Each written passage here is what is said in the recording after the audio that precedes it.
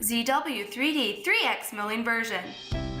Turning and 2 and 3 axis milling with basic CAD. ZW3D 3X machining version provides basic CAD functions and 2 and 3X machining functions, including 2X turning, 2X milling, drilling, 3X milling, and more. With 2 and 3X milling, turning, and drilling functions, ZW3D delivers easy and efficient 2X manufacturing. For roughing, select the part in stock. Define the tool and parameter. Then, we will get the main roughing toolpath. For rest rough milling, we can use reference operation. Define the cutting parameter and calculation. This is the result.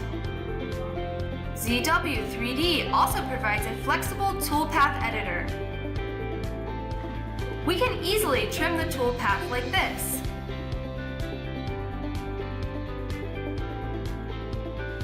ZW3D also has various finish features. With Z-level, we can set angle and parameter and get corresponding toolpath. With lace, like Z-level, with different angle ranges, we can get different results. With flat region, we can use flat finishing. Define flat area, perimeter, and tool to get toolpath.